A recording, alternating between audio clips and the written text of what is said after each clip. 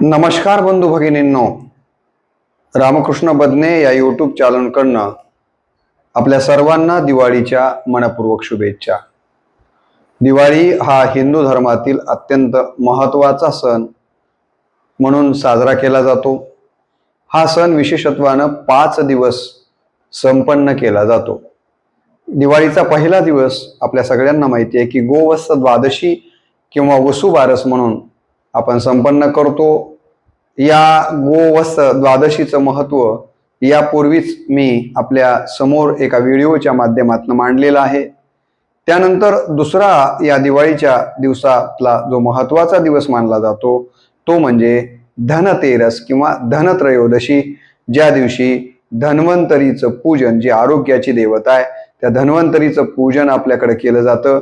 तर या धन्वंतरीच्या बद्दलचा व्हिडिओ मागच्या वर्षीच मी दिवाळीच्या निमित्तानं माझ्या यूट्यूब चॅनलवरती टाकलेलं आहे। त्याचं श्रवण आपण केलेलं नसेल तर आपण ते श्रवण करावं अशी मी आपल्याला विनंती करणार आहे। त्यानंतर दिवाळीचा जो तिसरा दिवस महत्त्वाचा मानला जातो तो म्हणजे नरक चतुर्दशीचा दिवस, आणि याचं महत्त्व आजच्या व्हिडिओच्या माध्यमातून मी आपल्यासमोर मांडणार आहे। त्यानंतर चौथा जो दिवस दिवाळीचा येतो तो म्हणजे बलिप्रतिपदा किंवा दीपावली पाडवा असंही आपण याच दिवशी कधी कधी येतो, आणि म्हणून हा चौथा दिवस अत्यंत महत्त्वाचा आहे।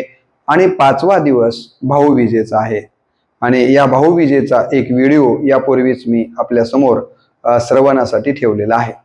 तेव्हा आजच्या या व्हिडिओमधनं आपण नरक चतुर्दशीचं महत्त्व या ठिकाणी पाहणार आहोत। या ठिकाणी आपल्याला माहिती आहे की अश्विन वद्य चतुर्दशीच्या दिवशीच आपण नरक चतुर्दशी म्हणून हा सण किंवा हा दिवस उत्सव म्हणून साजरा करतो। कधी? अश्विन वद्य चतुर्दशीलाच आपण नरक चतुर्दशी असं म्हणतो। या ठिकाणी नरक चतुर्दशीची जर आपण पौराणिक कथा, कशामुळे हा दिवस साजरा केला जातो याबद्दल जर पाहायचं ठरवलं तर त्याचं कारण असं सांगितलं जातं की प्राग ज्योतिषपूरचा राजा नरकासूर याला भूदेवीकडून वैष्णवास्त्र प्राप्त झालेलं आहे। हे अस्त्र प्राप्त झाल्यामुळे तो बलाढ्य झाला आणि मग तो देवादिकांना त्रास द्यायला लागलेला आहे। इंद्रावचा ऐरावत व घोडाही त्यानं हरण केलेला आहे, आणि त्याचबरोबर अनेक राजांच्या जवळपास 16,100 स्त्रियांना किंवा कन्यांना त्यानं आपल्या बंदीखान्यामध्ये ठेवलेलं आहे। अनेक राजांना देखील त्यांनी बंदीखान्यामध्ये ठेवलेलं आहे। आणि मग शेवटी त्याच्या त्रासाला कंटाळून इंद्र भगवान श्रीकृष्णाकडे विनंती करतात की या नरकासुराचा काहीतरी बंदोबस्त आपण केला पाहिजे, आणि मग श्रीकृष्ण नरकासुरावरती चाल करून जातात आणि नरकासुराला या ठिकाणी पराभूत करतात। तो मृत्यूशय्येवर पडतो। त्यावेळेला नरकासुर मरताना एक वर मागतो भगवान श्रीकृष्णांना की हे देवा, मरण्यापूर्वी मला एक आपण वर द्यावा, वर म्हणजे वरदान द्यावं। भगवान श्रीकृष्ण म्हणतात काय तुला मागायचे ते माग।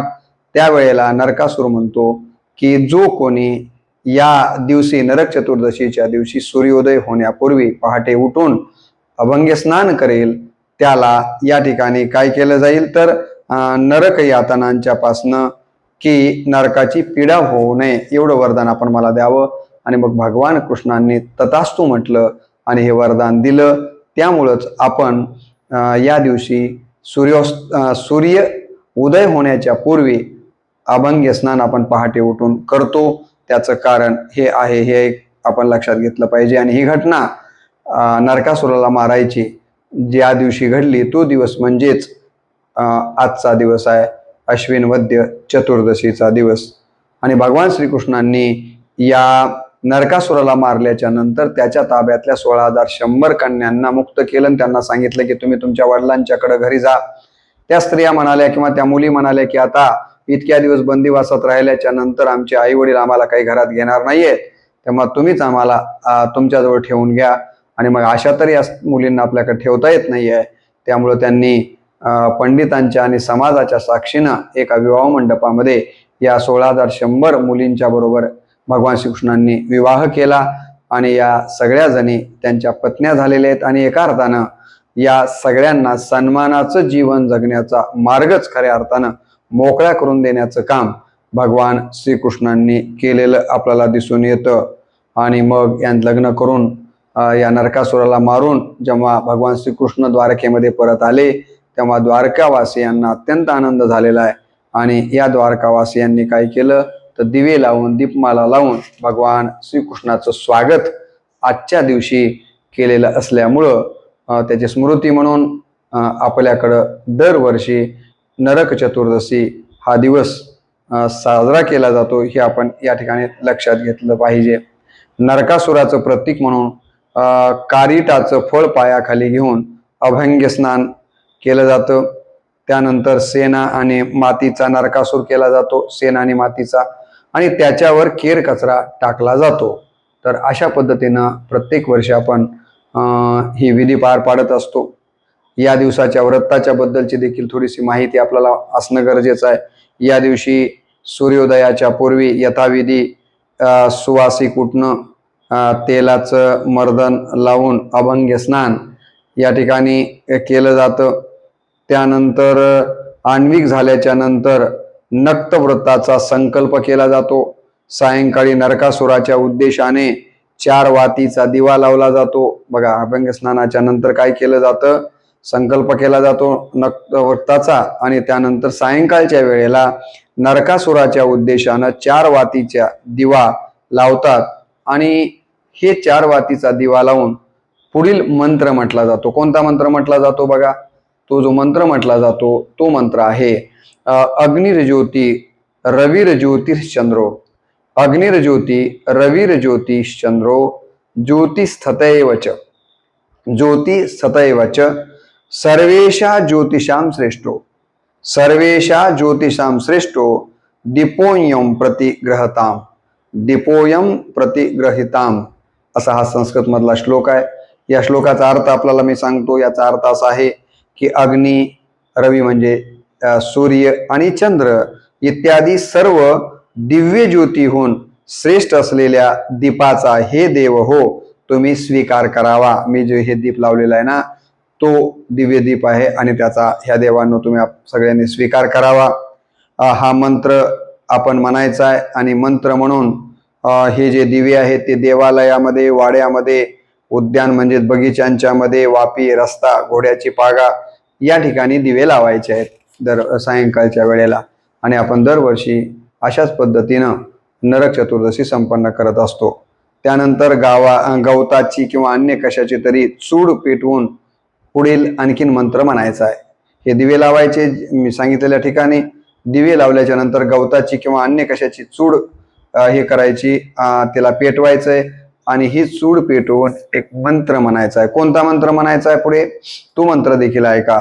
अग्निदग्धाश्च ये जीवा, अग्निदग्धाश्च ये जीवा, एप्पे दग्धा कुले मम, एप्पे दग्धा कुले मम, उज्ज्वल ज्योतिषा दग्धाते, उज्ज्वल ज्योतिषा दग्धाते, यांतु परमागतिम, यांतु परमागतिम. हा पुन्हा संस्कृत मधला श्लोक म्हणायचा आहे.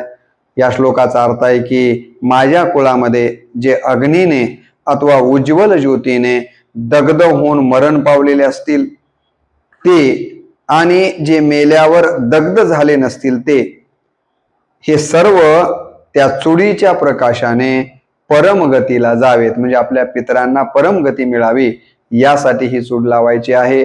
म्हणजे एका अर्थानं आपल्या पितरांच्या प्रतीची कृतज्ञता किंवा त्यांना परमगतीसाठी देखील हा विधी या दिवशी करणं गरजेचं आहे. नंतर शैव आणि ब्राह्मणाला वस्त्र अलंकार आणि भोजन देऊन व्रत कार्यानं स्वतः उडदाच्या पानांच्या भाजीनं युक्त असं नक्त भोजन आपल्याला करावयाचं आहे. दुसरं जर आपण वैज्ञानिक कारण जर बघितलं की अभंग स्नान आपण घालताना जे काही उठणं वगैरे लावतो त्याचं कारण असं आहे की थंडीचे दिवस असतात या काळामध्ये आणि थंडीमुळं आपलं शरीर कडक पडलेलं असतं. तर त्या शरीराला जर हे सुगंधी उठणं आणि तेल जर लावलं तर ही जी काही आपली कोरडी पडलेली त्वचा आहे ती अभंग स्नानामुळं मृदू आणि सतेज होते. हे देखील एक आरोग्यदायी कारण, वैज्ञानिक कारण याच्या पाठीमागं आहे, हे लक्षात घेतलं पाहिजे. नरकरूपी आपल्या मनामध्ये नरकरूपी पापवासना बसलेल्या आहेत, षडरूपी बसलेले आहेत, अहंकार नावाचा शत्रू बसलेला आहे आणि याचा या ठिकाणी नायनाट आपल्या अंतकरणामध्येच बसलेल्या कृष्ण नावाच्या विवेकाच्या माध्यमातून करायचा आहे.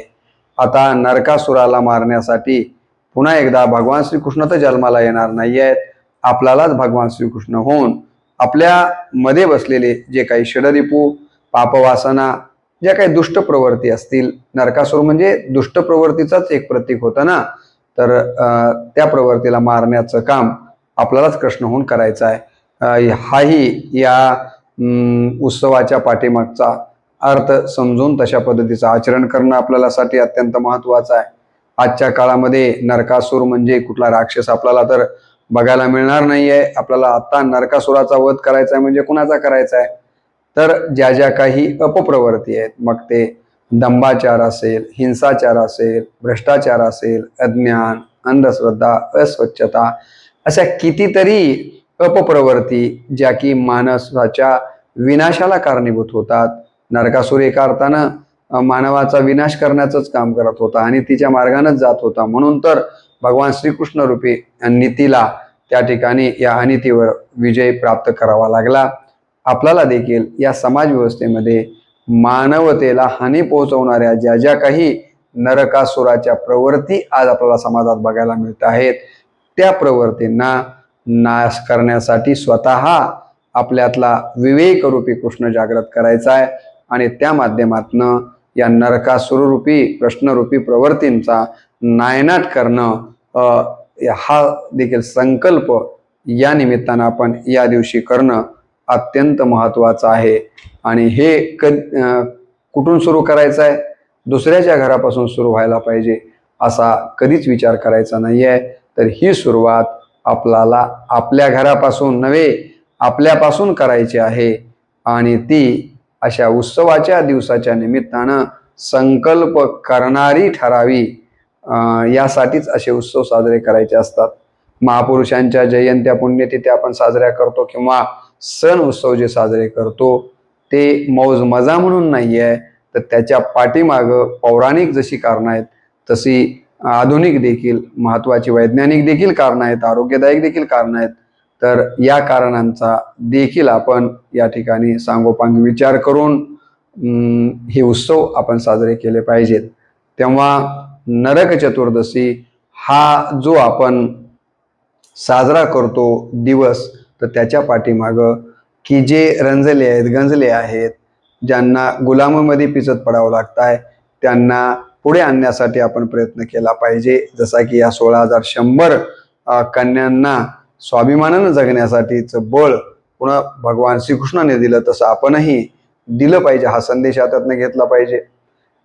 कोणी सत्तेच्या, कोणी पैशाच्या, कोणी अन्य बळामुळं नरकासुरासारखा जर मातला असेल आणि चांगुलपणाला त्रास देत असेल, तर त्याच्या विरोधामध्ये देखील आपल्याला उभं राहण्यासाठीचं बळ याच्यातनं निर्माण झालं पाहिजे. म्हणजे चांगुलपणाचा या ठिकाणी काय प्रचार करायचा आहे आणि वाईनाचा नायनाट करायचा आहे, हाही एक संकल्प अशा दिवसाच्या निमित्तानं करायचा आहे. आणि समाज व्यवस्थेमध्ये मी जे नरकासुरांसारख्या विविध प्रश्नरूपी प्रवृत्ती वाढत चाललेल्या आहेत, तर आपल्याच मनातल्या कृष्णरूपी विवेकाला जागं करून या प्रवृत्तींचा नायनाट करण्याचा संकल्प अशा दिवसाच्या निमित्तानं तुम्ही आणि मी करणं गरजेचं आहे. तो संकल्प तुम्ही आणि मी आजच्या दिवशी आपण करूयात आणि समाजामध्ये आधुनिक काळामध्ये जे काही विविध प्रश्नरूपी, अनितीरूपी, अविचाररूपी नरकासूर साम्राज्य वाढत चाललेलं आहे, तर या साम्राज्याला आपल्या मनात बसलेल्या विवेकरूपी कृष्णाच्या माध्यमातून सुरुंग लावण्याचा या ठिकाणी लावण्याची प्रतिज्ञा आजच्या दिवशी करूयात. तुम्ही आणि मी ही प्रतिज्ञा करण्यासाठी सज्ज होऊया अशी या निमित्तानं तुमच्याकडनं अपेक्षा व्यक्त करतो आणि याच ठिकाणी या व्हिडिओला या ठिकाणी पूर्णविराम देतो. नमस्कार.